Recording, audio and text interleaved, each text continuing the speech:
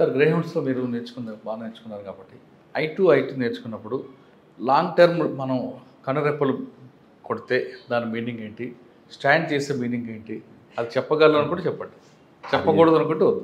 వాస్తవంగా కొన్ని సైన్స్ ఉంటాయి, మీరే అడుగుతున్నారు, కొన్ని చెప్పొచ్చు చెప్పొద్దు అనేది. అదే కొన్ని ఈ టెక్నిక్స్ రివీల్ చేయకూడదు ఉంటాయి కదా గ్రేహౌండ్స్. Yes correct. గ్రేహౌండ్స్ తర్వాత ఇక్కడికి వచ్చారు. ఫస్ట్ పోస్టింగ్ ప్రొబేషనర్గా ఆర్జీఐఏ ఇవ్వడం జరిగింది. 1 year చేశాము అక్కడ ప్రొబేషనర్గా. 1 year చేసిన తర్వాత మీరు చింతపల్లి శ్రీనివాస్ గారితో నేర్చుకున్నారు. ఆయన అప్పటికే ఎన్కౌంటర్ స్పెషలిస్ట్ పేరు, దేవరకొండ శ్రీను ఎలియాస్ చింతపల్లి శ్రీను, ఆయన నేర్చుకున్నారు. సార్కి ఎప్పుడు నేను చూసిన ఫస్ట్ పోలీస్ సార్కి AK-47తో గన్మెన్ ఉండేవారు. సార్ కొంచెం చాలా ఫాస్ట్ ఉంటాడు. ఆయన దగ్గర చాలా ఏంటంటే ఒక పోలీస్ ఆఫీసర్ ఏ విధంగా ఉండాలి అనేది మాత్రం బాగా నేర్పిస్తాడు సార్. ఆఫీసర్ అంటే ఈ విధంగానే ఉండాలి, ఎస్ఐ అంటే ఎస్ఐ వర్క్ చేయాలి. అప్పుడే స్టార్ట్ అయింది ఆర్జీఐఏ. విపరీతమైన విఐపి మూమెంట్స్ ఉంటున్నాయి. దాంతోపాటు ఫస్ట్ టైం అక్కడ పాస్పోర్ట్ కేసులు రిపోర్ట్ అవుతున్నాయి. ఆ పాస్పోర్ట్ కేసులు రిపోర్ట్ అయినప్పుడు యాజ్ ఎస్ఐకి ఏంటంటే first basic training, constable training, head constable training, ASI training.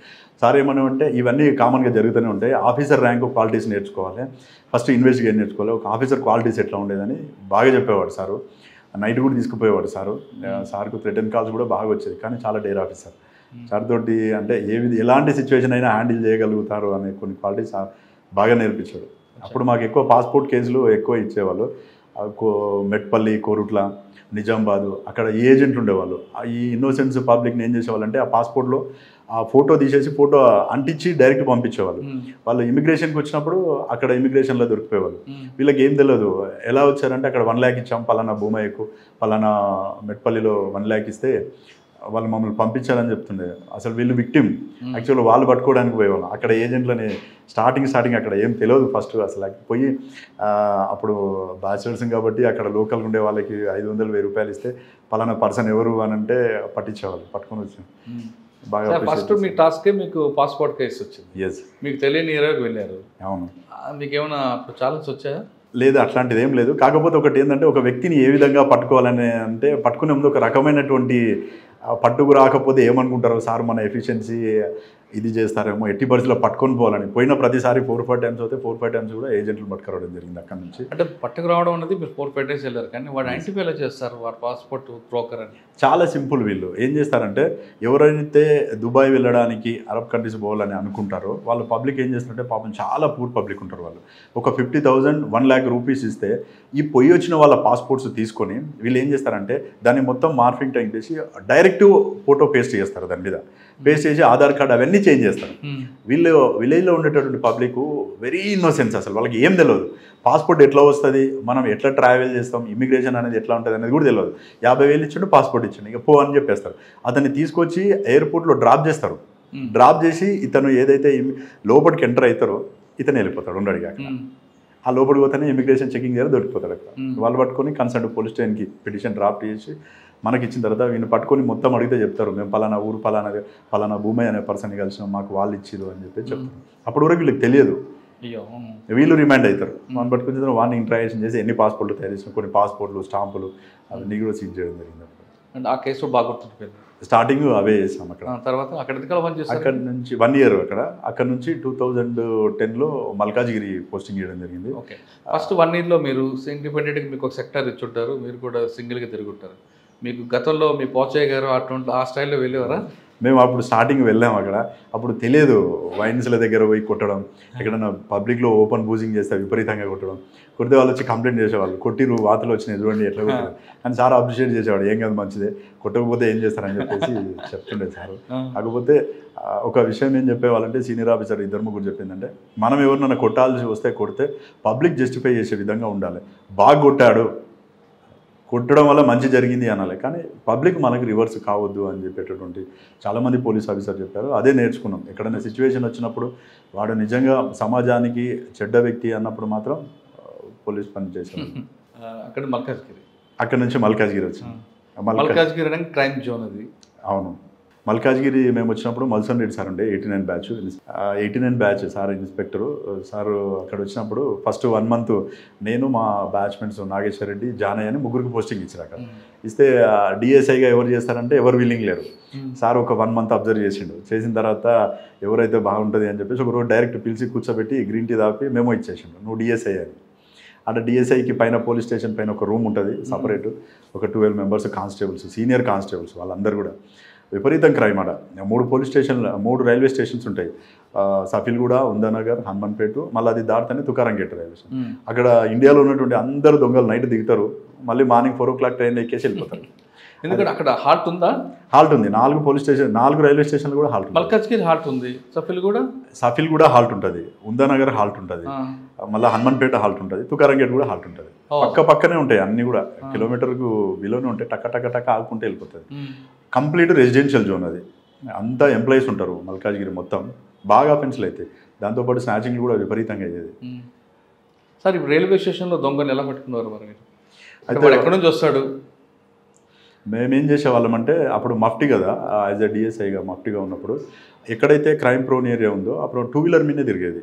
మామూలుగా కామన్ పబ్లిక్ తిరుగుతుండేవాళ్ళం. తిరుగుతున్నప్పుడే 2-3 టైమ్స్ దుదాని రాజు సింగ్ అని చెప్పేసి, రాయల్ రవి అని చెప్పేసి, దుదాని రాజు సింగ్ వాడు ప్రొఫెషనల్ ఎస్బీ అఫెండర్, అతన్ని పట్టుకోవడం జరిగింది. రాయల్ రవి అని చెప్పేసి డీసీ ఉంటాడు హైదరాబాద్ సిటీ, లాలగూడలో ఉంటాడు, చాలా ప్రొఫెషనల్ ఎస్బీ అఫెండర్, అతన్ని కూడా రెడ్ హ్యాండెడ్గా పట్టుకోవడం జరిగింది. వీళ్ళని పట్టుకున్నప్పుడల్లా కూడా 60 తులాస్ ఒకసారి, 74 తులాస్ ఒకసారి అట్లా రికవర్ చేయడం జరిగింది. కానీ అక్కడ ఏ టైంలో దిగుతారండి? నైట్ పీక్ స్టేజ్లో 12 o'clock సెకండ్ షో సినిమా అయిపోయిన తర్వాత వీళ్ళు సినిమాకి వస్తారు. కొద్దిమంది సినిమా చూసి అలవాటు ఉంటుంది. సినిమా చూసిన తర్వాత కొంతమంది ఏమో మార్నింగ్ టైం రెక్కీ చేసుకుంటారు. ఆ రెక్కీ చేసే విధానం కూడా ఎట్లుంటుందంటే, డే టైంలో వచ్చి చూసుకొని పోతారు. ఇంటి ముందు లాకేసి ఉందా, 2-3 రోజులు ముగ్గేయకపోతే డస్ట్ పడి ఉంటుంది, కొంతమంది లాకేసి ఉంటే క్లియర్గా కనిపిస్తుంటుంది, కొన్ని ఆనవాళ్ళు ఉంటాయి వాళ్ళకి, అది చూసుకొని వెళ్తారు. కొంతమంది అంటే డైరెక్ట్ అటాక్ చేస్తారు. ఏం చేస్తారంటే, ఇంట్లో లైట్ ఉండదు, చాలామంది లైట్ వేయరు, లైట్ వేయకుండా వెళ్ళిపోతారు. అది చూసుకొని వీళ్ళు ఏం చేస్తారంటే పక్క గోడ దూకేసి అఫెండ్ చేసుకొని పారిపోతారు. సార్ మీకు మల్కాజ్గిరిలో ఒక మోస్ట్ వాంటెడ్ ఉండేవాడు మంత్రి శంకర్, ఇప్పుడు ఎదురుపడ్డాడు. అయితే యాక్చువల్గా మంత్రి శంకర్ ఆనంద్ బాగు, ఈస్ట్ ఆనంద్ బాగులో ఇల్లు ఉంటుండే, కానీ అతను లోకల్గా అఫెండ్ చేయడు. మొత్తం 3 ఉంటారు, మంత్రి శంకరు, పూర్ణచందరు, మూర్తి అని చెప్పేసి 3 అఫెండర్స్. అందులో ముగ్గురు డిఫరెంట్. పూర్ణచందర్ అనేవాడు యాక్చువల్గా బ్రాహ్మణు, డీసీగా తయారు, ఆయన ఎంఎస్సీ గోల్డ్ మెడలిస్ట్. ఒక అఫెండర్కి ఏదో సాయం చేద్దామని పోయి ఫస్ట్ టైం అఫెన్స్లో ఇరుక్కున్న తర్వాత కంటిన్యూగా రిసీవర్ తయారైపోయి తీసుకోవడం, గిరి పెట్టడం చేస్తుంటే వారి మీద కంటిన్యూ రికవరీలు చేసుకుంటూ అతని మీద కూడా ఒక డీసీ షీట్ ఓపెన్ చేశారు. ఈ మంత్రి శంకర్ ఏంటంటే బయట అఫెన్సులు చేస్తుండే. మేము చాలాసార్లు ట్రై చేసాం, ఆయనను ఎప్పుడు పట్టుకున్నా కానీ 100-200 కేసెస్ వెళ్తాయి అతని దగ్గర. 2 kg 3 kg గోల్డ్ కూడా రికవర్ అవుతుంది అన్నారు. కానీ మా ఏరియాలో అఫెన్స్ చేయకపోవడం వల్ల ఎక్కువ కాన్సన్ట్రేషన్ అతను మేము చేయలేదు. అతను మొత్తం బయట చేసేవాడు. మేమున్న టైంలో ఏంటంటే అతను ఆంధ్రాలోను తర్వాత బయట ఉన్నాడని చెప్పారు. ఇంటికి కూడా ఎప్పుడు రాలేదు. ఈ మూర్తి అని ఇంకొక అతను ఉంటుండే, ఫేమస్ పిక్ పాకెటర్. అతను బాగా పిక్ పాకెట్లు చేస్తుండే, ఎప్పుడు చూసినా బ్లేడ్స్ ఉంటుండే, ఏదైనా తేడా వస్తే కట్ చేసేవాడు అన్నట్టు, అట్లా ఉంటుండే. కాకపోతే అక్కడ ఒక గొప్ప ఎక్స్పీరియన్స్ ఏంటంటే, పోస్టింగ్ తీసుకున్న తర్వాత 4th డేనే సెంచులక్ష్మిని పట్టుకోవడం జరిగింది. అది పెద్ద ఎక్స్పీరియన్స్ అసలు యాక్చువల్గా. అప్పుడు ఫస్ట్ టైం మాకు హిందీ సరిగా రాదు, ఇంగ్లీష్ అయితే మేనేజ్ చేయగలుగుతాం కానీ హిందీ అసలే రాదు. స్టార్టింగ్ ఆ చెంచులక్ష్మి ఏంటంటే ఎదుట ఆఫీసర్ని చూసి బాగా, అప్పటికే సీనియర్ అఫెండరు, వాంటెడ్ క్రిమినల్ కూడా, మేము పలానా దగ్గర ఉంది అని ఒక ఇన్ఫర్మేషన్ వచ్చింది. ఒక టాడీ కాంపౌండ్ ఏరియాలో, ఈస్ట్ ఆనంద్ బాగ్ ఏరియాలో తిరుగుతుంది సార్. ఫోన్ చేశారు, ఒక ఇన్ఫార్మర్ ఫోన్ చేసి డైరెక్ట్ చెంచులక్ష్మి ఉంది అని అంటే, నాకు చెంచులక్ష్మి ఎవరో తెలియదు వాస్తవంగా. నేను మా క్రైమ్ కానిస్టేబుల్ నరసింహ అని ఉంటే, నరసింహ చెంచులక్ష్మి ఎవరో ఫోన్ చేశారు, చెంచులక్ష్మి వచ్చిందంట, తిరుగుతుందంట. చెంచులక్ష్మి సార్ అవునంట. అంటే మీరు పదండి సార్, బండి వేసుకొని పోయినాం. లేకపోతే ఒక దగ్గర వాళ్ళ తమ్ముడు మహేష్ అని చిన్న ఉండే వాడు, వీళ్ళిద్దరు కలిసి గల్లీలో తిరుగుతున్నారు ఒక సంచి వేసుకొని. ఈమె ఫస్ట్ ఏం చేస్తుందంటే బాల్ ఇసిరేస్తుంది ఇంట్లోకి. బాల్ ఇసిరేసిన తర్వాత వాడు లోపలికి పోతాడు. పోయి ఆ బాల్ తీసుకొచ్చే క్రమంలో ఇంటి లాక్ ఉందా లేదా చెక్ చేసుకొని వచ్చేస్తుంది. ఆ ఇల్లు లాక్ ఉందనుకో, ఈమె ఎంటర్ అవుతుంది, వాడు బయట వెయిట్ చేస్తుంటాడు. పోయి అఫెన్స్ చేసుకొని వచ్చేస్తాడు. డేఎన్బి అఫెన్స్లు చేస్తాను, నైట్ చేద్దామే. ఆమెను పట్టుకొని కూడా అప్పుడు దాదాపు 60 తులాస్ రికవర్ చేయడం. ఎవరి కోసం చేస్తుందండి డబ్బులన్నీ దొంగతనం? అయితే ఆమె అప్పుడు మాకు ఇంటరాగేషన్లో చెప్పింది ఏంటంటే, ఆ తమ్ముడు మహేష్ ఎవరైతే ఉన్నారో వాళ్ళది యాక్చువల్గా చెంచు ఫ్యామిలీ. ఎక్కడో అక్కడ చెంచు, అక్కడ నుంచి వచ్చినా నాకు ఎవరు లేరు, అన్నీ కొంచెం ఇక్కడ సికింద్రాబాద్ రైల్వే స్టేషన్లో ఉంటూ తల్లిదండ్రులు లేరు, ఏం లేదు, నేను ఒక ఆర్ఫన్గా పెరుగుతున్నాను, వీడిని పెంచుకోవడం కోసం నేను చేస్తున్నాను అని చెప్తుండే. కొంత దానం కూడా చేస్తాను ఇది అని చెప్పింది. కానీ ఫస్ట్ అప్పుడు పట్టుకున్నప్పుడు అసలు అసలే బ్రేక్ కాలేదు. యాక్చువల్గా క్రైమ్లో చెప్పాలంటే శివకృష్ణ సారు మాకు క్రైమ్ గురువు.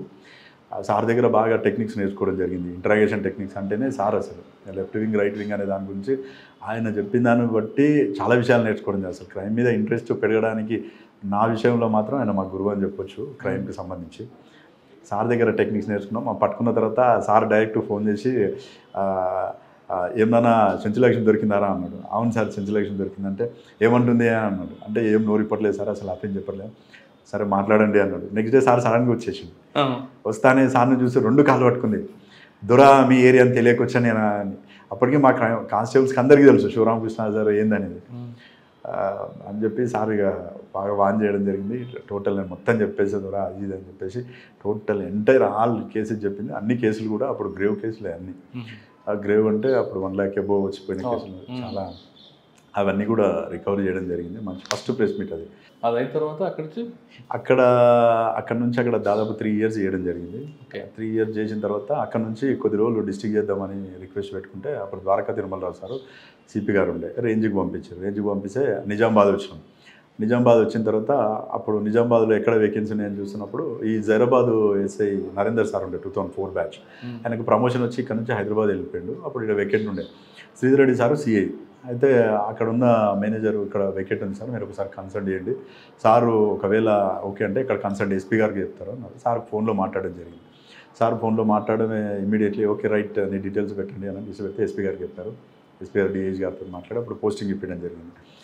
స్టార్టింగ్ అట్లా 2012లో జిల్లా 2012లో మీరు సంగారెడ్డి జిల్లా మెదక్ జిల్లాకి ఎంటర్ అయ్యారు. అవును. ఇంకప్పటి మీ మార్క్ ఉండిపోయింది ఇక్కడ.